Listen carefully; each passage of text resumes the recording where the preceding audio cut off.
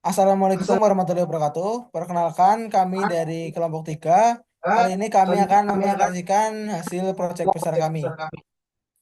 Yang pertama, di sini ada saya, Giantar Adli. Saya Sidan Haji Nugroho. Saya Ramadhani. ini, Kami dari kelas 12 IF05. Dan yang pertama akan dijelaskan oleh Mas Hilmi. oke, yang pertama saya akan menjelaskan proses bisnis dari tas surprise yang diawali dengan mengecek barang apakah ada barang baru dari supplier. Jika tidak, jika iya, maka menginputkan informasi penerimaan jumlah barang, tanggal penerimaan, nomor referensi.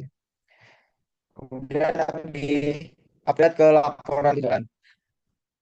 Lalu untuk nol ini dilanjut dengan cek stok barang. Maka dilanjut dengan apakah ada informasi produk baru? Jika iya, maka merek, model, warna, ukuran, harga, stok, dan nama produk, dan dilaporkan ke laporan penjualan. Selanjutnya, jika tidak, maka ada optimalkan produk yang ada. Selanjutnya, ada transaksi penjualan. Jika iya, maka input data penjualan berupa tanggal, produk, jumlah, dan harga jual. Selanjutnya akan mengarah ke produk individual dan terakhir ke laporan penjualan. Mungkin sekian dari penjelasan dari saya bisnis toko tas surprise. Selanjutnya akan dijelaskan oleh teman saya. Baik, saya lanjutkan. Yang kedua, saya akan menjelaskan tentang IRD.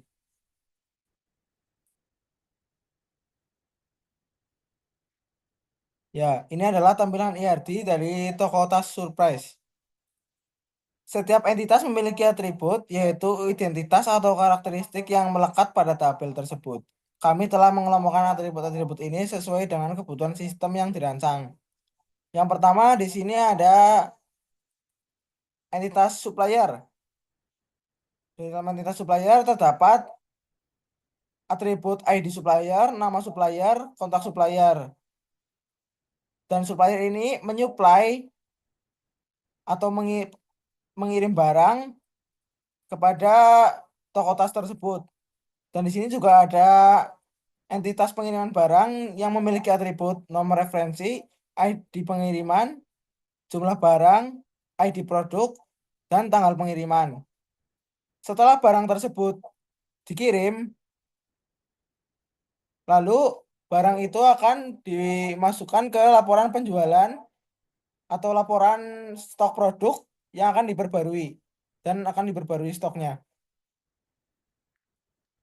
Nah, pengiriman barang mengirim produk berupa entitas produk ini berisi atribut ID produk, merek, model, warna, ukuran, stok, dan harga. Lalu produk tersebut diperbarui kepada laporan penjualan. Dan di entitas laporan penjualan tersebut berisi ID produk, stok barang, dan omset. Selain masuk ke dalam laporan penjualan, produk ini juga masuk ke dalam penjualan. Dalam entitas penjualan ini terdapat ID penjualan, ID produk, total harga, tanggal penjualan, dan jumlah barang.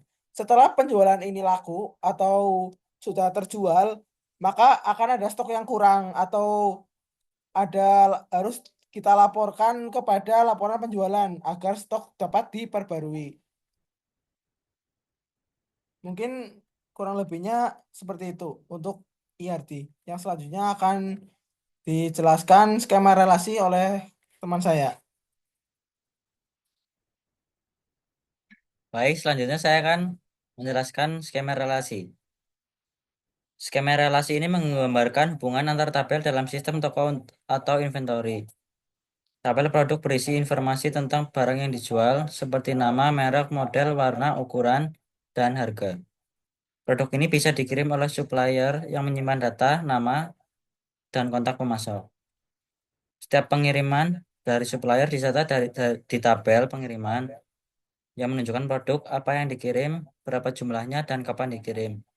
Data penjualan dicatat di tabel penjualan yang menyimpan informasi produk yang terjual, jumlahnya, tanggal penjualan, dan harga.